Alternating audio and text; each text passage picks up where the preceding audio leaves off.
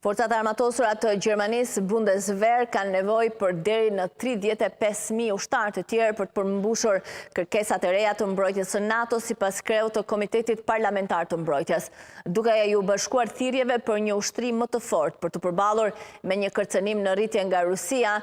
Markus Faber, kryetari i Komitetit të Mbrojtjes së Bundestagut, mbështeti të shtunën planet për të rritur numrin e brigadave luftarake gjermane në NATO nga 82 në 131 nga viti 2031, shkruajnë mediat e huaja. Në vend të 3 divizioneve me 65.000 ushtarë, ushtrisë gjermane do t'i duheshin 5 divizione, të cilat do të korrespondonin me një total prej rreth 100.000 ushtarësh, tha Faber për grupin gjerman të medias.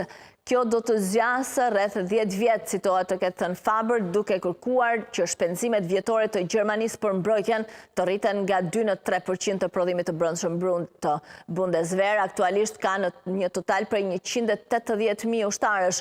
Ministri i Mbrojtjes Boris Pistorius ka bërë thirrje vazhdimisht për një rritje të konsiderueshme të mëtejshme të shpenzimeve të mbrojtjes. Gjithashtu ka bërë të qartë se nevojiten më shumë ushtarë për aftësi të mbrojtëse. Edhe Ministria e Pistorius aktualisht po punon për detajt e një propozimi të ri për shërbimin e detyrueshëm ushtarak. Në sfondin e luftës së vazhdueshme të Rusisë në Ukrainë, generali gjerman i NATO-s tha gjithashtu të premten për mediat se shpenzimet e mbrojtjes të vendit duhet të shtohen në 3% të prodhimit të brendshëm brut, shumë mbi udhëzimin e NATO-s prej 2%.